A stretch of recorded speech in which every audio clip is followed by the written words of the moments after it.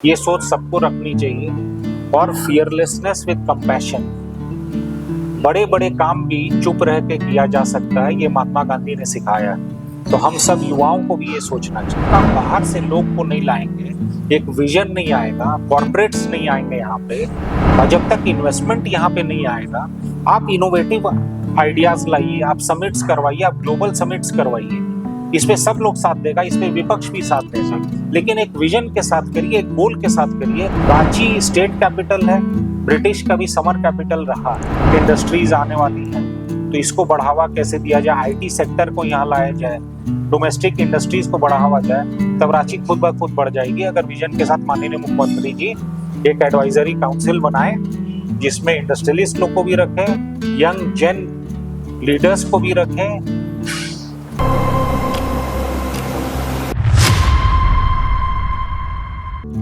नमस्कार, आप देख रहे हैं इनसाइट विद सौरभ राय और आज हमारे साथ विशेष बातचीत करने के लिए मौजूद है युवा एंटरप्रेन्योर और सामाजिक क्षेत्र में लगातार कई बेहतरीन कार्य करने वाले आदित्य विक्रम जायसवाल जी।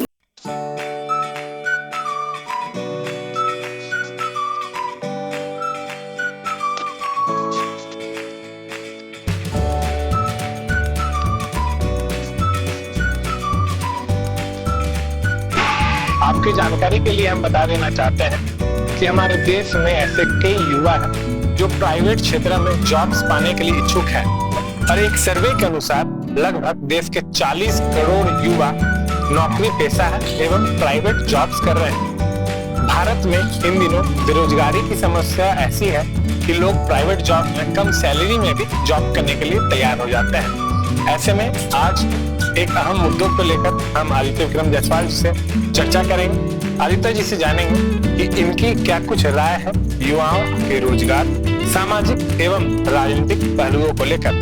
पहले आदित्य विक्रम जायसवाल जी की परिचय आपको हम दे देना चाहते हैं। आदित्य विक्रम जायसवाल एक ऐसे परिवार से आते हैं जिन्होंने देश और रांची में एक अहम योगदान निभाया है। रांची के विकास में इनके परदादा का एक अहम योगदान रहा है।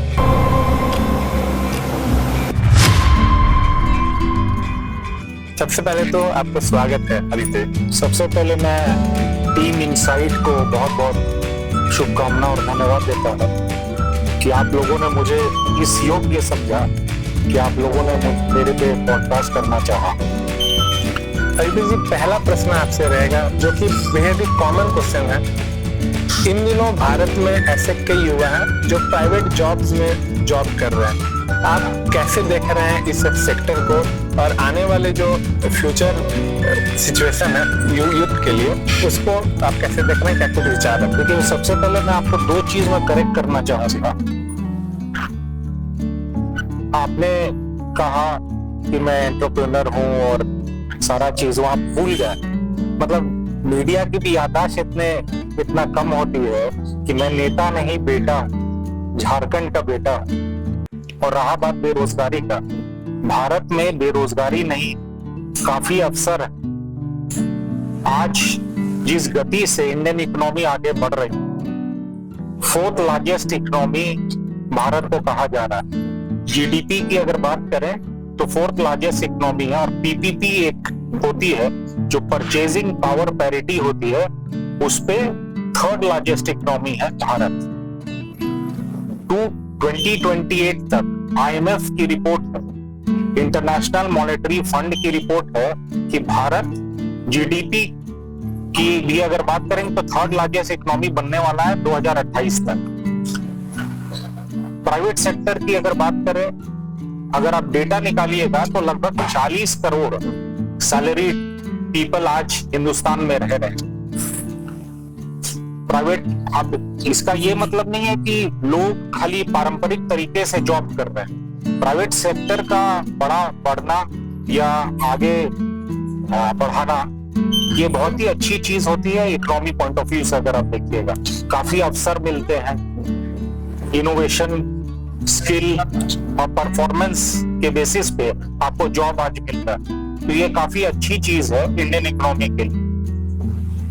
आदित्य जी, लेकिन दूसरी ओर अगर हम देखें तो आत्मनिर्भर भारत की योजना नरेंद्र मोदी जी के द्वारा चलाई जाती है। आत्मनिर्भर भारत का विजन को लेकर आपकी क्या सोच है? देखिए, बहुत अच्छा आत्मनिर्भर भारत की अगर हम लोग बात करेंगे, अगर भारत आत्मनिर्भर अगर होगा, लोग आत्मनिर्भर होंगे, तभी एक विकसित भारत बन सकता है, तभी एक मजबूत इकोनॉमी के साथ भारत ग्लोबली स्टैंड ले सकता है। जो कि 2014 के बाद आप देखिएगा कि किस तरीके से भारत की इकोनॉमी गति पकड़ी हुई। आने वाले समय में जैसा कि मैं आपको बता रहा हूं कि 2028 तक 3rd लार्जेस्ट इकोनॉमी वर्ल्ड में भारत रहेगा। इस पॉलिसी पे, जो मोदी जी की जो पॉलिसी है, इकोनॉमिक पॉलिसी है, बहुत ही ठोस और मजबूत पॉलिसी है। और उस पॉलिसी में स्टार्टअप्स है, एमएसएमईज है, एमएसएमईज आगे होगा, स्टार्टअप्स और बढ़ावा अगर मिल रहा है केंद्र सरकार की तरफ से तो जॉब अपॉर्चुनिटीज भी बढ़ेगी। और ना कि केवल जॉब अपॉर्चुनिटीज, लोग व्यवसायिक तौर पे मजबूत हो रहे हैं, व्यवसाय में अपना रोजगार ढूंढ रहे हैं। आदित्य जी, अगर हम बात करें युवाओं के विकास की, तो आप खुद एक युवा एंटरप्रेन्योर हैं और साथ ही साथ हमने कई ऐसे योजनाएं आपके द्वारा चलाते हुए देखा है, चाहे वो क्लिनिक लगाना हो या युवाओं से संवाद। तो युवाओं के विकास को लेकर क्या कुछ रणनीति तय की जानी चाहिए झारखंड सरकार एवं केंद्र सरकार को? देखिए, नया भारत की अगर हम लोग बात करें, न्यू इंडिया की अगर बात करें, भारत जिस ओर जा रहा है, या लोग यहाँ पे जो रह रहे हैं, जो जॉब होल्डर्स हैं या जो बिजनेस कर रहे हैं, वो जॉब सीकर्स अब नहीं है, वो जॉब क्रिएटर्स तैयार हो रहे हैं। एमएसएमईज का जमाना है, स्टार्टअप्स का जमाना है, और टेक्नोलॉजी ड्रिवन जो स्टार्टअप्स है, टेक्नोलॉजी ड्रिवन जो बिजनेस है, ये आने वाले समय में एक रेवोल्यूशन लाएगा। और एक मजबूत रोजगार के तौर पर भी लोग इसको अपने आगे कर रहे हैं, जिसमें हम लोग को जॉब अपॉर्चुनिटीज भी देने में एक मजबूत सबको मिलेगा।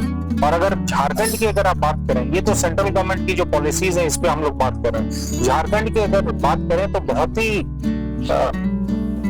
देखने को मिलता है कि जिस उद्देश्य के साथ झारखंड बना, आज 25 वर्ष हो गया, लोगों को रोजगार नहीं है, युवा बेरोजगार है। सबसे बड़ी बात है, लोग पलायन यहाँ से करके जा रहे हैं, यहाँ इंडस्ट्री नहीं आ रहा है। तो एक स्थिर पॉलिसी झारखंड गवर्नमेंट के द्वारा नहीं बनाई गई। अगर हम इंडस्ट्रियल पॉलिसी की बात करें तो उसमें भी बहुत सारी त्रुटि है। एक स्टार्टअप पॉलिसी भी, एक मजबूत स्टार्टअप पॉलिसी गवर्नमेंट की तरफ से होना चाहिए, ताकि लोग यहाँ पे आकर इंडस्ट्री लगाएं। अगर इंडस्ट्री की हम बात करेंगे, हम खुद एक इंडस्ट्रियल परिवार से आते हैं, तो बहुत सारी इसमें कमी है। अगर सिंगल विंडो सिस्टम की भी अगर हम लोग बात करते हैं, तो सिंगल विंडो सिस्टम झारखंड में ऑपरेटिव नहीं है। आज भी आपको ऑफिस जाना पड़ता है क्लियरेंस के लिए। तो लोग क्यों आएंगे, बड़ा इंडस्ट्रियल हाउस क्यों आए? उस पे भी उपाय है। अगर हम लोग सोचे इस पे, अगर झारखंड सरकार एडवाइस लेना चाहे, हालांकि झारखंड सरकार एडवाइस किसी से लेना नहीं चाहती, क्योंकि वो आगे बढ़ना ही नहीं चाहती। अगर हम लोग डोमेस्टिक इंडस्ट्रीज को बढ़ावा दें, बड़ा इंडस्ट्री यहाँ पे इसलिए नहीं आएगा कि एक यहाँ प्रॉब्लम लैंड का, यहाँ जितने भी किसान है या लोकल जिनके पास लैंड है, छोटा छोटा लैंड होल्डिंग्स है, तो आप सबको एक्वायर नहीं कर सकते, और लोग यहाँ लैंड सेंटिमेंट से जुड़ा हुआ है। आप ऐसा पॉलिसी यहाँ लाइए, जैसे गुजरात में पॉलिसी एक है कि आप उनको एक शेयर दीजिए कंपनी में, बड़ा इंडस्ट्रियल हाउस को बुलाइए, ताकि उसका लैंड भी बचे रहे और उसको आजीवन उससे प्रॉफिट और शेयर भी उसका रहे। और तब उस तरीके से पॉलिसी जब तक नहीं बनेगा, तब तक यहाँ ग्रोथ नहीं हो सकती। रितु जी, आपने बहुत ही सही बात कही है कि एक पॉलिसी होनी चाहिए ताकि युवा एंटरप्रेन्योर बन सके, अपना स्टार्टअप ओपन कर सके। लेकिन वहीं दूसरी ओर जब हम युवाओं से जुड़ते हैं तो उनका कहना रहता है कि हमें कोई नॉर्मल सैलरी में जॉब लग जाए। तो कहीं ना कहीं आज के युवाओं की पसंद जॉब की ओर है। तो क्या आपको नहीं लगता कि बड़े इंडस्ट्रीज को ऐसे युवाओं की जरूरत है जो कि रिस्क लेना चाहते हैं? क्योंकि वर्तमान समय में लोग रिस्क लेना ही नहीं चाह रहे। देखिए, आप ग्राउंड में, सौरभ भाई, आप ग्राउंड में काम किए हुए, आप भी जानते हैं झारखंड की स्थिति क्या है। इंडस्ट्रियल ग्रोथ यहाँ पे एकदम नहीं, छोटा छोटा जो इंडस्ट्री था वो भी पलायन होके दूसरे स्टेट में जा रहा है। तो जब तक एक स्थिर पॉलिसी, स्थिर रिहैबिलिटेशन पॉलिसी, कॉम्पनसेशन स्थिर पॉलिसी और इंडस्ट्रियल पॉलिसी जब तक एक मजबूत और इंडस्ट्री पॉइंट ऑफ व्यू से और लोगों के पॉइंट ऑफ व्यू से जब तक पॉलिसी नहीं बनेगी, तब तक यहाँ पे जॉब का दिक्कत रहेगा, लोग यहाँ पलायन करेंगे। तो मैं माननीय मुख्यमंत्री जी से ये भी बोलना चाहता हूँ कि एक फैसिलिटेशन डेस्क आप बनाइए जो कि इंडस्ट्रियलिस्ट और गवर्नमेंट के बीच में फैसिलिटेट करेगा। ये सब छोटा छोटा चीज है, अगर ये झारखंड अगर अपनाता है तो इससे बहुत फायदा होगा और इससे जॉब अपॉर्चुनिटीज और बढ़ेगी। जी आदित्य जी, आपको लेकर एक युवा ने हमें सवाल भी भेजा था व्हाट्सएप में। जब उनको पता चला कि हम आपसे चर्चा करेंगे, राजधानी रांची में आपके परिवार एक अहम योगदान निभाने के लिए जाने जाते हैं। आपके परदादा ने ही झारखंड की राजधानी रांची के पोकर स्थित जो जमीन है वो दान में दी थी, जहाँ बिरसा मुंडा की समाधि स्थल को भी निर्माण कराया गया था। तो क्या आपको नहीं लगता कि वो जो फायदा है जो आपको मिलना चाहिए था कांग्रेस पार्टी के द्वारा, वो कहीं ना कहीं कांग्रेस पार्टी ने आपको नहीं दिया, जिस वजह से आप बीजेपी का रुख लिए? इसमें क्या कुछ आप कहना चाहिए? देखिए, कांग्रेस पार्टी का मैं आलोचना नहीं करना चाहूंगा, क्योंकि मैं 25 साल से कांग्रेस पार्टी और 5वां पीढ़ी कांग्रेस पार्टी में मैं था। लेकिन कांग्रेस पार्टी को सोचना चाहिए, अभी बिहार चुनाव भी अब देखिए क्या स्थिति में कांग्रेस पार्टी आ गया, देश का सबसे बड़ा पार्टी 150 वर्ष होने जाएगा अभी कुछ दिन बाद, कुछ साल बाद 150 वर्ष की पार्टी हो जाएगी, और क्या स्थिति है कांग्रेस पार्टी की, ये इनको आकलन करना चाहिए। हम लोग अंग्रेजी में बोलते हैं Congress is in a dilapidated form. क्यों है? क्योंकि रिस्ट्रक्चर नहीं हो पा रहा है, स्पष्ट नेतृत्व नहीं, कम से कम भाजपा में स्पष्ट नेतृत्व है। और सबसे बड़ी बात भाजपा में ये है कि नेशन फर्स्ट आता है, राष्ट्र हित में हर काम होता है, जो कांग्रेस में एक जमाना में होता था। मैं इसलिए बोल रहा हूं कि अब वो पॉलिसी पे कांग्रेस नहीं चलती है, कांग्रेस का आइडियोलॉजी कुछ बचा नहीं। इसीलिए मैं भाजपा में आया हूं ताकि कुछ काम किया जा सके। हमारे परदादा ने देश के लिए बलिदान दिया था, हमारे दादा पहले मेयर थे रांची से 14 साल। आज जितना भी रांची में काम हुआ है पहले, चाहे वो स्ट्रीट लाइट पहला लगाने का जयपाल सिंह स्टेडियम हो गया, स्कूल हो गया, नगर निगम बिल्डिंग हो गया पुराना वाला, समाधि स्थल हो गया, सब उन्हीं के द्वारा बनाया गया था उनके रिजिम में। तो एक विजन था उन लोगों का, उस विजन के साथ सीखना चाहता हूं और बोलना चाहूंगा, युवाओं को भी बोलना चाहूंगा कि राजनीति बहुत बड़ी जिम्मेदारी होती है, और आप हाईएस्ट लेवल ऑफ समाज सेवा करिएगा तो वही राजनीति है। जितने भी राजनेता यहाँ पे, उनको भी सोचना चाहिए कि आपका रूट्स जो है ना वो समाज सेवा, अपने बारे में नहीं सोच के समाज के बारे में सोचना चाहिए। समाज जो वंचित लोग हैं उनके बारे में आवाज उठाना चाहिए, वही असली राजनेता। आदित्य जी, एक अहम सवाल हम आपसे करना चाहेंगे, क्या समाज सेवा करने के लिए राजनीति में आना मैंडेटरी है? जैसे कि मैं अभी आपको कह रहा था कि हाईएस्ट लेवल ऑफ समाज सेवा इज पॉलिटिक्स। और पॉलिटिक्स, राजनीति जो है एक जिम्मेदारी के साथ होती है। आप खाली समाज सेवा करते रहिएगा और पॉलिसी मेकिंग में नहीं रहिएगा तो फिर आप कुछ इम्पैक्ट नहीं ला सकते हैं। हर एक व्यक्ति को अपने समय से निकाल कर 2 घंटा समाज को सुधारने के लिए समाज सेवा करना चाहिए। और राजनीति में युवा को राजनीति में आना चाहिए। तब तक जब तक युवा राजनीति में नहीं आएंगे तब तक रेवोल्यूशन नहीं आ पाएगा। और झारखंड को बचाने के लिए रेवोल्यूशन आना यहाँ बहुत जरूरी है। लोगों को आगे आना होगा, युवाओं को आगे आना होगा, युवाओं को पलायन नहीं करना पड़ेगा। ये सोच के करना होगा कि झारखंड को कैसे आगे बढ़ाए, अपने रूट्स को नहीं छोड़े। और मैं युवाओं को एक और बात कहना चाहूंगा, एक वर्ड है social impact plus technology is equal to new India. तो ये सोशल इम्पैक्ट करना बहुत जरूरी है, अवेयरनेस करना जरूरी है। अवेयरनेस, एक्शन और अकाउंटेबिलिटी। अवेयरनेस, जितने भी वंचित लोग हैं उनका आवाज उठाना, एक्शन, आपको जमीनी स्तर पे काम करना, अकाउंटेबिलिटी, जितने भी प्रशासन है और जितना भी सरकार है उनको जिम्मेदारी लेना चाहिए कि ये स्थिति क्यों झारखंड की हुई है। आदित्य जी, एक इंटरेस्टिंग सवाल आपसे रहेगा, क्योंकि हम आपका पॉडकास्ट कर रहे हैं, कुछ पर्सनल चीजें भी हमें आपसे जाननी होगी। जैसा कि युवा कहते हैं रांची के कि आपको कार्स बहुत पसंद है और आपके घर में विंटेज कार्स भी है, तो हम आपसे जानना चाहेंगे कि ऐसी कारों को मेंटेन करने में कितना समय लगता है। आज 2025 वर्ष चल रहा है, ऐसे में कितना प्रॉब्लम होता है कि वर्ष 1930 के गाड़ी को अभी भी सस्टेन करके रखना। देखिए, ये सब तो गाड़ी जितने हैं हमारे परिवार का एक धरोहर। कुछ गाड़ियां ऐसी है जिसमें महात्मा गांधी ने रामगढ़ अधिवेशन में भाग लेने के हमारे परदादा ने उन्हें लेके गए थे रामगढ़। लाल बहादुर शास्त्री जी भी जब आए थे उनका भी गाड़ी है। जाकिर हुसैन साहब, मौलाना आजाद साहब जब थे, तो सबकी गाड़ी हम लोग ऐसा धरोहर रखे हुए। मेंटेन की जहाँ बात है, हमारे यहाँ इन हाउस गैरेज है, यहाँ डेंटर, पेंटर, मैकेनिक सालों भर लगे रहते हैं और मेंटेनेंस इतना इजी टास्क नहीं है। एक आपको जज्बा चाहिए, एक पैशन चाहिए, तभी आप कोई भी विंटेज चीज को, अपना धरोहर को मेंटेन कर सकते हैं। कुछ सामान अगर यहाँ इंडिया में उपलब्ध नहीं है तो हम इंपोर्ट भी करवाते हैं बाहर से। कंपनी खुशी खुशी भेज देती है। एक उदाहरण मैं देता हूँ, एक मर्सिडीज अपने पास है, बहुत ही यूनिक कार है, वो वर्ल्ड में खाली 7 पीस बचा है। वो एक सौभाग्य ये है कि एक अपने पास है।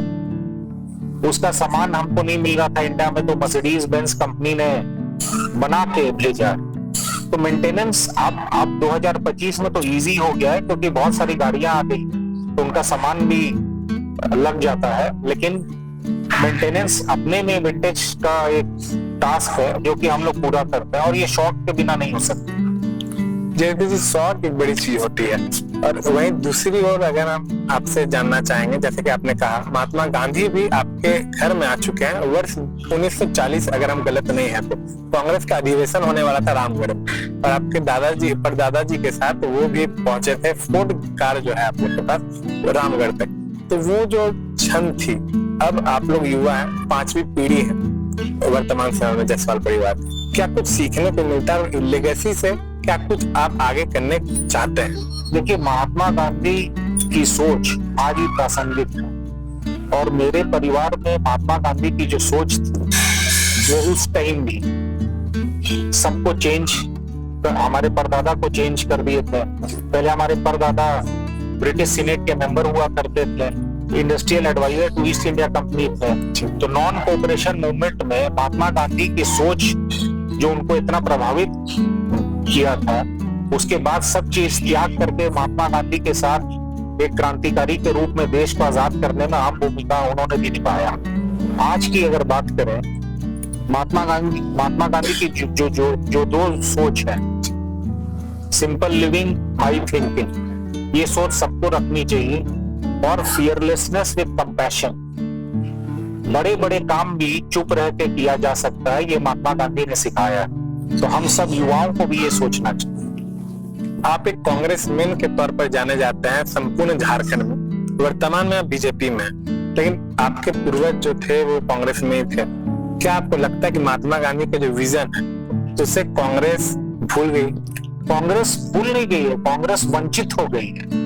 उस विजन, जो कांग्रेस की जो लेगेसी थी, जो सोच के साथ कांग्रेस बना था, कांग्रेस की जो सोच थी, नेशन फर्स्ट पहले आता था, राष्ट्र हित में काम करता था, कितना बलिदान कांग्रेसियों ने दिया है देश के।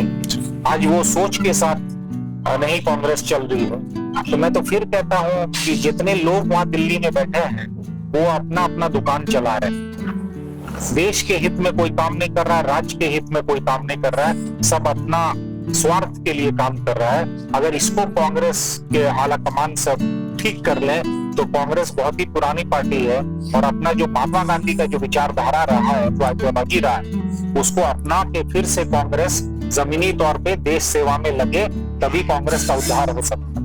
हम लोग राजनीति की बात तो आपसे कर ही रहे हैं वित्त जी, लेकिन वही दूसरी पहलू की अगर बात की जाए तो रांची में आपके परिवार करीब कई वर्षों से रह रहा है, एक वरिष्ठ परिवार के तौर पर जाना जाता है। रांची के वो कौन से 5 पॉइंट्स आप गिनाने चाहेंगे हमारे दर्शकों को, जो कि राजधानी रांची को आने वाले समय में काफी डेवलप भी कर सकता है? क्योंकि राजधानी रांची के पड़ोसी राजधानी अगर हम कहें पटना, तो पटना भी रांची से काफी विकसित है, कोलकाता विकसित है, लेकिन रांची की अगर हम तुलना करते हैं तो रांची कहीं ना कहीं पिछड़ापन से झेल हुआ। कैसे देखते हैं? देखिए, रांची जब बिहार में था तो पहले से रांची में कॉस्मोपॉलिटन कल्चर रहा, एजुकेशनल हब रहा है शुरू से, जब बिहार में था तभी।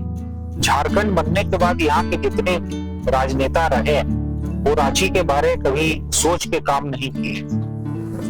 एक विजन के साथ रांची को कैसे बढ़ाना चाहिए वो नहीं। आज भी अगर आप रांची की बात करिएगा तो एमिनिटीज देखिए, स्टेट कैपिटल में हम लोग रहते हैं, रांची कंसोलिडेटेड है एक ही जगह पे, इससे ऊपर बढ़ ही नहीं पा रहा है। जब तक आप बाहर से लोग को नहीं लाएंगे, एक विजन नहीं आएगा, कॉर्पोरेट्स नहीं आएंगे यहाँ पे। आप कॉर्पोरेट्स के लिए क्या करते हैं, आप विदेश घूम के आ जाते हैं। लेकिन मैं माननीय मुख्यमंत्री जी से यही पूछना चाहता हूँ, जो उन्होंने विजिट विदेश दौरा किया था पूरी टीम के साथ में, कितना इन्वेस्टमेंट झारखंड को ले आए। और जब तक इन्वेस्टमेंट यहाँ पे नहीं आएगा, आप इनोवेटिव आइडियाज लाइए, आप समिट्स करवाइए, आप ग्लोबल समिट्स करवाइए। इसमें सब लोग साथ देगा, इसमें विपक्ष भी साथ देगा, लेकिन एक विजन के साथ करिए, एक गोल के साथ करिए, ना कि केवल पेज में आप साइन करके आ जा रहे हैं। रांची स्टेट कैपिटल है, ब्रिटिश का भी समर कैपिटल रहा है। जब तक एक नया रांची नहीं बनेगा, आपको जैसे पहले भी मैं कह रहा था कि टेक्नोलॉजी ड्रिवन इंडस्ट्रीज आने वाली है, तो इसको बढ़ावा कैसे दिया जाए, आईटी सेक्टर को यहाँ लाया जाए, डोमेस्टिक इंडस्ट्रीज को बढ़ावा जाए, तब रांची खुद ब खुद बढ़ जाएगी। अगर विजन के साथ माननीय मुख्यमंत्री जी एक एडवाइजरी काउंसिल बनाए जिसमें इंडस्ट्रियलिस्ट लोग को भी रखे, यंग जेन लीडर्स को भी रखे, टेक से रिलेटेड लोग को भी रखे, एक सम्मिलित तौर पे एक एडवाइजरी काउंसिल बनाए, ताकि अपने राज्य का भी भला हो, अपने सिटी का भी भला हो। झारखंड के मुख्यमंत्री का दावा यह रहता है कि वो एक आदिवासी युवा मुख्यमंत्री है, और जितना कार्य उनके शासनकाल में किए जा रहे हैं वो पूर्व के भाजपा के 18 साल के कार्यकालों में भी नहीं किया गया। आप भी एक युवा हैं, युवा राजनेता है, कैसे देख रहे हैं इस दावे को? देखिए, माननीय मुख्यमंत्री हेमंत सोरेन जी एक युवा नेता है, और बहुत ही हम लोग सोच के साथ में, हमेशा मैं कहता हूं कि वो आगे स्टेट को ले जाना चाहते हैं, लेकिन फिर से उनके पास टीम नहीं है जो कि इनको बताए कि किस तरीके से झारखंड को आगे बढ़ाया जा सकता है, कैसे ग्रोथ हो सकता है, कैसे इकोनॉमिक ग्रोथ भी हो सकता है। ये सब ये लैकिंग है, इनको ठीक करना चाहिए माननीय मुख्यमंत्री जी को। और कहाँ पूर्व में काम हुआ नहीं हुआ ये तो आप भी जानते हैं, आप भी ग्राउंड रिपोर्टिंग शुरू से किए हैं। देखिए, इलेक्टोरल पॉलिटिक्स करना, इलेक्टोरल नेता बनना एक अलग चीज है, और एक विजनरी नेता बनना एक अलग चीज। और विजनरी नेता बनने में यही लैकिंग हर राजनेता यहाँ झारखंड का कर रहा है। बिना विजन और फोरसाइट के बिना झारखंड का उद्धार नहीं हो सकता है। ये माननीय मुख्यमंत्री जी को मैं सलाह दूंगा कि एडवाइजरी प्लेटफॉर्म आप बनाइए जिसमें हम सब आपका साथ देंगे और झारखंड को आगे बढ़ाइए। आप युवा नेता हैं, आपको बहुत बहुत शुभकामना देता हूँ। आदित्य जी, हमने जब रिपोर्टिंग की शुरुआत की थी तो सर्वप्रथम आपका एक प्रोग्राम में हमने गया था, पीएनआर चाणक्य में वो प्रोग्राम शायद हुई थी, आदित्य ठाकरे, शशि थरूर जैसे पॉलिटिशियंस भी आए थे। तो आपको क्या लगता है कि आने वाले समय में ऐसे प्रोग्राम्स कराया जाना कितना उचित है, और आपके इस दिशा में क्या कुछ कार्य किया जाएगा आपके द्वारा? देखिए, अभी हम लोग एक टीम बना रहे हैं, एक टीम को रिस्ट्रक्चर भी कर रहे हैं जहाँ रिसर्च टीम रहेगा, जिसमें हम लोग पेपर्स भी तैयार करेंगे, पॉलिसी कैसे बनाया जाए। सरकार को लेना नहीं लेना वो अलग चीज है, लेकिन हम लोग अपना जो दायित्व है ग्राउंड रिपोर्ट देंगे।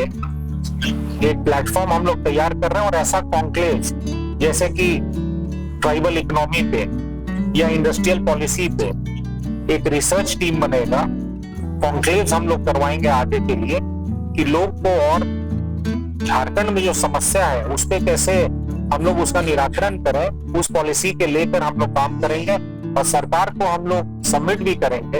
और सरकार माने या ना माने वो उनका दायित्व है। जी आदित्य जी, आप योगदान अपने संपूर्ण ढंग से निभा रहे हैं और आगे भी निभाएंगे, यह आशा और उम्मीद है आपको लेकर। लेकिन एक और सवाल हम आपसे जानना चाहेंगे, बीजेपी का हाथ आपने थामा है, कांग्रेस का साथ आपने छोड़ दिया है, क्या वो सही चीजें नरेंद्र मोदी जी के विजन में लगी ताकि आप बीजेपी को आगे कंटिन्यू ले जाए झारखंड? देखिए, नरेंद्र मोदी जी का सबसे अच्छा चीज ये लगता है कि वो राष्ट्र हित में काम करते हैं, नेशन फर्स्ट आता है। जब तक ये सोच के साथ सब लोग काम नहीं करेंगे तब तक हमारा देश आगे नहीं बढ़ पाएगा। यही सोच के साथ हम लोगों ने कांग्रेस को छोड़ के, मेरी जो पूरी टीम थी प्रोफेशनल कांग्रेस की, 750 लोगों ने बीजेपी का दामन थामा था और अच्छे लोग थे उसमें। कांग्रेस को कोई फर्क नहीं पड़ता इसमें, क्योंकि कांग्रेस आइडियोलॉजी से भटक चुका है। बीजेपी का दामन इसलिए हम लोग थामे थे क्योंकि एक विकसित भारत बनाने का जो सपना मोदी जी ने 2014 में ठाना था, वो धीरे धीरे धरातल तक दिख रहा है। और हम लोग क्रांतिकारी परिवार से आते हैं, हमारे पूर्वजों ने बलिदान दिया देश के लिए, तो देश हित और राज्य हित में तो हम लोग काम करते रहेंगे, चाहे चुनाव लड़े, चाहे राजनीति में रहे नहीं रहे। एक समाज सेवक का भूमिका हम लोग निभाते रहेंगे। एक पंक्ति के साथ मैं खाली बोलना चाहूंगा, ये पीढ़ियों से पीढ़ियों का संबंध है, ये दिल से दिलों का बंधन है, इस मिट्टी को सर्वस्व अर्पित, मेरा तन मन जीवन समर्पित। तो यही पंक्ति को मैं फॉलो करता हूँ अपना जीवन में। और महात्मा गांधी के जो विचार है वो हम सब युवाओं को लेके चलना चाहिए, तभी हमारा देश और राज्य आगे बढ़ सकता है। महात्मा गांधी जी से आपके परिवार का जुड़ाव है, आपका भी जुड़ाव रहा है एज ए यूथ पॉलिटिशियन, लेकिन वहीं दूसरी ओर बीजेपी को लेकर ये नैरेटिव सेट कर दिया गया है कि महात्मा गांधी के विरोधी है बीजेपी, नरेंद्र मोदी और अमित शाह। नहीं, एकदम गलत चीज है। ये कांग्रेस ने नैरेटिव सेट की। कांग्रेस, महात्मा गांधी राष्ट्रपिता, सब लोग उनको पूछते हैं। एक राष्ट्रपिता का के तौर पे हम लोग बीजेपी के जितने लोग हैं, चाहे वो मोदी जी हो चाहे अमित शाह जी हो, राष्ट्रपिता के तौर पे उनको देखते हैं और उनके विचार को अपनाते हैं। ये कांग्रेस और जो रीजनल पार्टीज है ना, उन्होंने नैरेटिव सेट किया है जो कि सरासर गलत है। क्या आपको कभी फील हुआ है इस कुछ महीनों के समय में कि बीजेपी में आना मेरी भूल है? क्या आपको ऐसा कभी महसूस हुआ है कि इतने बड़े परिवार से आते हैं, कांग्रेस के साथ ताल्लुकात था, पुराने रिश्ते रहे हैं, लेकिन वर्तमान में बीजेपी के साथ है? ऐसा कभी? देखिए, इस पे अपने तरीके से मैं बोलना चाहूंगा, झुक के खड़ा हुआ हूं, अब झुकने का शौक नहीं, अपने हाथों से रचा स्वयं, अब मिटने का गम नहीं। हालातों की भट्टी पे जब जब तुम मुझको झोंकोगे, तब तब कर सोना बनूंगा, मुझे तब तक रेतो। बहुत ही सही पंक्तियों का इस्तेमाल किया है आदित्य विक्रम जी आपने, क्योंकि लगातार युवा और जो आपके समर्थक है वो कहते हैं कि बीजेपी में जाना कहीं ना कहीं, कुछ लोग ऐसा मानते हैं कि आपका बोल्ड डिसीजन तो ना हो जाएगा, क्योंकि आने वाले समय में कई ऐसे बीजेपी के लीडर्स हैं जो कि रांची विधानसभा से चुनाव लड़ना चाहते हैं और आपके युवा समर्थक भी चाहते हैं कि आप बीजेपी के टिकट से ही चुनाव लड़े। क्या आपको लगता है कि बीजेपी आने वाले समय में टिकट देगी आपको? देखिए, मैं चुनाव लड़ने के पॉइंट ऑफ व्यू से बीजेपी में शामिल नहीं हुआ। मैं कांग्रेस का, जिस तरीके से कांग्रेस चल रही थी, वहां कार्यकर्ताओं का इज्जत नहीं होता है। कम से कम बीजेपी में कार्यकर्ताओं को इज्जत मिलता है। और कोई भी कार्यकर्ता भाजपा का अगर आप देख लीजिएगा, या तो अपना हिंदुत्व लेके चल रहा है, एक आइडियोलॉजी के तौर पे चल रहा है, या राज्य हित के लेके चल रहा है, देश हित के लेके चल रहा है। जो कांग्रेस में लैक करता है ये सब आइडियोलॉजी। तो मैं तो बहुत खुश हूँ भाजपा में। और चुनाव लड़ने नहीं लड़ना वो तो अलग चीज है। समाज सेवक रहा हूँ और समाज के लिए काम करता रहूंगा, वंचित लोगों का आवाज बन के भी काम करता रहूंगा। जरूरी नहीं कि चुनाव लड़ने पर ही आप कुछ भी कर सकते हैं। आपके पास तरह तरह का चीज है जिसके लिए आप काम कर सकते हैं। अब युवाओं के लिए काम करना चाहूंगा, महिलाओं को सशक्त करने के लिए काम करना चाहूंगा, जरूरी नहीं कि चुनाव लड़ूं। जी आदित्य जी, एक सवाल करना आपसे बहुत ही जरूरी हो जा रहा है कि आपने महिला सशक्तिकरण की बात की है। वर्तमान सरकार महिला सम्मान योजना चला रही है, ये फ्री बीज को आप कैसे देख रहे हैं? क्योंकि वर्तमान सरकार के साथ साथ आपके बिहार में जो चुनाव अभी सफल हुआ, बीजेपी, जेडीयू और तमाम जो लोजपा जैसी पार्टियां हैं, उन्होंने ये योजना चलाई कि 10,000 रुपए सभी महिलाओं के अकाउंट में जाना। तो ये फ्री बीज को कैसे देख रहे हैं? देखिए, फ्री बीज, आप सोचिए कि सरकार फ्री बीज क्यों देती है? क्योंकि विकसित राज्य में अगर सरकार उस दिशा पे दशा बदलने की प्रयास करे तब फ्री बीज की जरूरत ही नहीं रहेगी। अगर लोग ही सशक्त रहेंगे, महिलाएं सशक्त रहेंगी, तो फ्री बीज देने की आवश्यकता क्या है? सरकार को सोचना चाहिए। ये सवाल मुझसे मत पूछिए, ये सरकार माननीय मुख्यमंत्री जी से पूछिए कि मैया समान योजना चलाने की क्या आवश्यकता हुई? आपने क्यों नहीं ऐसा काम किया? लोगों को क्यों नहीं आत्मनिर्भर बनाया? लोग को क्यों नहीं सशक्त बनाया कि आपको मैया समान योजना देने की आवश्यकता पड़ी? तो आपके अनुसार क्या ये होना चाहिए? क्योंकि उनका दावा होता है कि ये पैसे से वो रोजगार सृजन कर। देखिए, अभी तो जरूरी है, क्योंकि विकसित राज्य अपना नहीं, 25 साल का झारखंड जिस उद्देश्य के साथ बना था, वो उद्देश्य मुझे पूर्ण होते हुए नहीं दिख रहा है 25 सालों में। अब कुछ मिराकल अगर हो, माननीय मुख्यमंत्री जी सोचे कि लोगों को सशक्त यहाँ बनाना है, उस पहल में अगर काम करें। पूर्व में जो सरकार चली वो भी इस तरीके से चली, अभी भी जो सरकार चल रही है वो आप देख रहे हैं, वो सरकार जो है रोड टेंडर इसके ऊपर जा ही नहीं पा रही। तो लोग कैसे विकसित बनेंगे, लोग कैसे आत्मनिर्भर बनेंगे? एक स्थिर पॉलिसी लाए, आप ऐसी स्थिर पॉलिसी लाए जिसमें युवाओं को रोजगार मिले, महिलाएं सशक्त हो, और यहाँ की जो ट्राइबल इकोनॉमी है, ट्राइबल इकोनॉमी को भी मजबूत करने की आवश्यकता है। तब आपको फ्रीबीज देने की जरूरत नहीं पड़ेगी।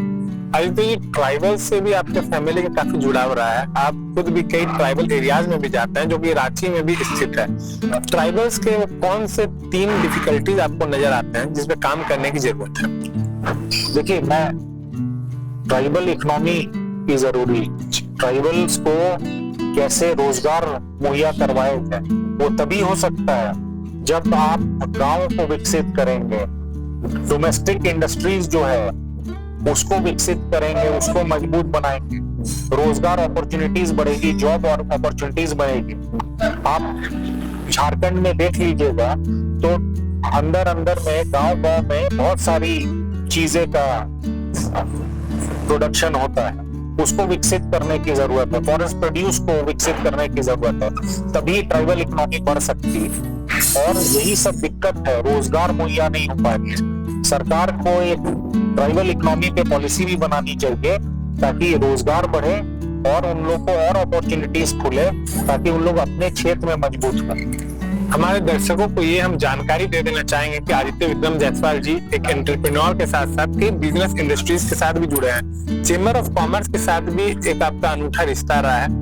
कई कार्यक्रमों में हमने देखा है कि चैम्बर ऑफ कॉमर्स के जो अध्यक्ष प्रतिनिधि है तो उनको आप इनवाइट करते हैं, लेकिन वर्तमान समय में जब हम उनसे बात करते हैं तो उनका एक ही बयान सामने आता है कि झारखंड में जो बड़े इंडस्ट्रीज है, बड़े बिजनेसमैन है, वो आना नहीं चाहते हैं क्योंकि क्राइम की घटनाएं काफी बढ़ रही है।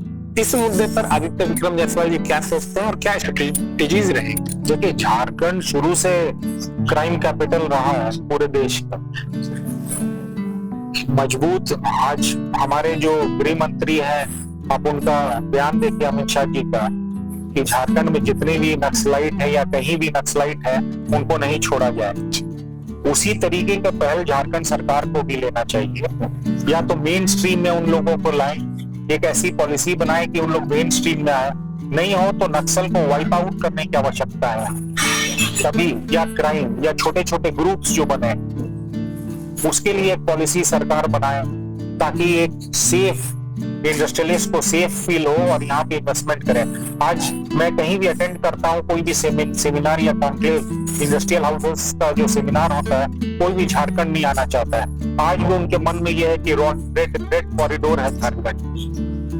तो ये सब सोच को जब तक हम लोग नहीं खत्म करेंगे, तो ये सब सोच को राज्य सरकार को सोचनी है कि किस तरीके से आप सेफ्टी अपने लोगों को भी दे। रांची में देखिए, रांची का हाल देखिए, आए दिन क्राइम होता है, आए दिन लूट मार, आए दिन गोली चलती है जमीन के लिए, कहीं भी इस तरीके से। तो ये सेफ्टी नहीं फील होती है। जब आम नागरिक ही सेफ नहीं है तो इंडस्ट्रियलिस्ट कहाँ से सेफ फील करेगा? लॉ एंड ऑर्डर को स्ट्रिक्ट करने के लिए, मजबूत करने के लिए कौन से वो स्ट्रेटेजीज हैं जो आप कहना चाहेंगे राज्य के मुख्यमंत्री हेमंत सोरेन या डीजीपी को? देखिए, मैं इंदिरा गांधी जी से बहुत प्रभावित होता हूँ कि उन्होंने कैसे ऑपरेशन ब्लू स्टार किया, या जो उस टाइम मूवमेंट चल रहा था कैसे उन्होंने रोका था। तो एक जैसे आयरन लेडी हम लोग बोलते हैं, इंदिरा गांधी जी को मैं बहुत मानता था बचपन से भी मैं, क्योंकि हमारे भी जो परिवार है उनसे भी आना जाना लगा रहता था। तो उस तरीके का सोच रखना होगा एक आयरन मैन ऑफ झारखंड बनना पड़ेगा माननीय मुख्यमंत्री जी को। इंदिरा गांधी जी की सोच को लाना पड़ेगा, तभी लॉ एंड ऑर्डर यहाँ कंट्रोल हो पाएगा। आयरन मैन ऑफ झारखंड की बात आप कह रहे हैं, बीजेपी में किसे आप आयरन मैन मानते हैं जो झारखंड को अच्छे तरीके से चला पाए? देखिए, बीजेपी में सभी लोग आयरन मैन हैं, क्योंकि उन लोग सोच के काम करते हैं। एक ही सोच उन लोग का रहता है। अगर मैं किसी राजनेता से भी भाजपा का बात करता हूँ तो एक सोच के साथ कहते हैं कि राज्य को कैसे आगे बढ़ाए। और सिर्फ बीजेपी में नहीं, अगर कांग्रेस की भी अगर बात करें, कांग्रेस में भी बहुत आयरन मैन है जिनको आगे नहीं बढ़ने दिया जा रहा है। उन लोग को भी, पुराने लोग को आगे बढ़ने दिया जाए, तभी सब लोग, आज जितने भी राजनेता ऐसा नहीं सोचते हैं कि अपने राज्य को आगे नहीं बढ़ाए, लेकिन निजी स्वार्थ और राज्य हित को जब तक बैलेंस नहीं करेंगे तब तक कुछ नहीं हो पाएगा। तो इसीलिए अभी तो माननीय मुख्यमंत्री जी है, मैं उनको ही सलाह दे सकता हूँ कि आप आयरन मैन ऑफ झारखंड बनिए, लॉ एंड ऑर्डर को कंट्रोल करिए, ताकि इन्वेस्टमेंट आए, एक रोजगार अपॉर्चुनिटी बने और जॉब अपॉर्चुनिटी आए।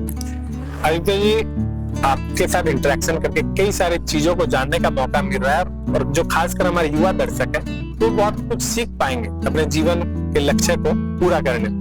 लेकिन आपसे महत्वपूर्ण सवाल हम करेंगे। ऑल इंडिया प्रोफेशनल कांग्रेस के अध्यक्ष थे आप, झारखंड प्रदेश अध्यक्ष रह चुके हैं, कई सारे कार्यक्रम किए गए थे, लेकिन जब आप बीजेपी में हैं तो ऐसे कार्यक्रम नहीं हो रहे, तो लोग जानना चाह रहे हैं कि क्या आने वाले समय में ऐसे कार्यक्रम होंगे आपके द्वारा? देखिए, मैंने आपको बताया कि एक प्लेटफॉर्म हम लोग बना रहे हैं जहाँ रिसर्चर्स रहेंगे, प्रोफेशनल पीपल रहेंगे, हर फील्ड के लोग रहेंगे, जिसमें चार्टर्ड अकाउंटेंट्स, डॉक्टर्स, एडवोकेट सब लोग रहेंगे, और जो रिसर्च कर रहे हैं, जो पॉलिसी मेकिंग में आप भूमिका निभाएंगे। जनवरी से आप देखिएगा कि इस तरीके का कॉन्क्लेव्स, डायलॉग्स हम लोग शुरू करने जा रहे हैं, और एक मजबूत तौर पे झारखंड को कैसे आगे बढ़ाएं, ताकि एक सिंक्रोनाइज्ड हो, देश और झारखंड को दोनों मिल के हम लोग आगे बढ़ाएं। आदित्य जी, एक महत्वपूर्ण सवाल हम आपसे करना चाहेंगे। झारखंड के एक ऐतिहासिक परिवार से आप बिलोंग करते हैं, लेकिन जो इस बार 25 साल का युवा झारखंड के मौके पर भव्य कार्यक्रम का आयोजन किया गया, आपको आमंत्रित नहीं किया गया। क्या आप देखते हैं ये एक दलगत राजनीति से प्रेरित घटना है? कैसे आप देखते हैं अपार्ट फ्रॉम पॉलिटिक्स? देखिए, इन लोग की सोच नहीं कि कैसे पुराने लोग को लेके चलना है। आज इन लोग सत्ता पे है, कल हो सकता है सत्ता पे नहीं रहे, लेकिन इनको सोचना चाहिए, जो परिवार को तामपत्र मिला हुआ है, जहाँ पुराने जो क्रांतिकारी लोग हैं वहां आके रुकते थे। हमारे यहाँ बापू कुटीर भी है जहाँ महात्मा गांधी ने विश्राम किया था। तो उस परिवार को इन लोग बुला देते हैं, और जो कि योगदान दिया है झारखंड के लिए, ना कि केवल झारखंड के लिए, पूरे देश के लिए, इन लोग बुला देते हैं समय समय पे। तो इसके लिए बहुत उपेक्षित महसूस होता है। तो ये सरकार को सोचने की चीज है, लेकिन ये हमेशा यही बात होता है, अब कभी मिराकल हो, कभी उस तरीके का लीडर हो ताकि वो सबको साथ लेके चले। अगर आगे मौका अगर मिलता है तो मैं तो सबको साथ लेके चलना चाहूंगा। सबको साथ लेके चलिएगा तभी एक मजबूत झारखंड बन पाएगा, यही सोच अपनाना चाहिए। देश में वर्तमान समय में, देश की राजनीति में परिवारवाद की ज्यादा चर्चाएं होती है। बिहार में भी ऐसा आरोप लगाया जा रहा है कांग्रेस, जेएमएम और तमाम जो महागठबंधन के पार्टियां हैं उनके द्वारा, कि परिवारवाद को मौका दिया गया है। जो मंत्री विधायक नहीं बना, विधायक या सांसद भी नहीं बना, एमएलसी भी नहीं बना, उन्हें डायरेक्ट मंत्री बना दिया जाता है। इस परिवारवाद की जो डेफिनेशन है उसे आप कैसे कहना चाहेंगे? परिवारवाद का तो आप झारखंड में बात करिए, माननीय शिबू सोरेन जी, फिर हेमंत सोरेन जी, वहां पे इंदिरा गांधी जी, राजीव गांधी जी, राहुल गांधी जी, प्रियंका गांधी, उसके ऊपर कहाँ आप देख पा रहे हैं? आज कांग्रेस का जो हाल, कांग्रेस का रिस्ट्रक्चर नहीं किया जा रहा है, एक ही आदमी लीड कर रहे हैं। वो मार्गदर्शक हो सकते हैं लोग, लेकिन चुन नहीं रहे। तो ये सोचना चाहिए परिवारवाद कहाँ पे। आदित्य जी, युवाओं को लेकर कई सारे डिस्कशन हम आपसे कर रहे हैं। युवा को लाइफ में रिस्क लेना कितना मैंडेटरी हो जाता है? देखिए, आने वाले समय में थोड़ा सा रिस्क, स्किल, इनोवेशन और डिजिटल लिटरेसी ये होना बहुत जरूरी है, तभी एक अच्छा एंटरप्रेन्योर एक अच्छा बिजनेस युवा चला सकते हैं। और एक और चीज मैं कहना चाहूंगा कि फेलियर्स पे ध्यान नहीं है। एक पोएम था रुडयार्ड किपलिंग जी का, इफ, उसमें लिखते हैं कि if you can keep your head when you face Triumph and failures, तो मतलब ट्रायम्फ, अगर आप जीत भी गए तो उसको भी वैसे ही ट्रीट करिए, अगर फेल भी कर गए फिर भी ट्रीट करिए आप उस तरीके से।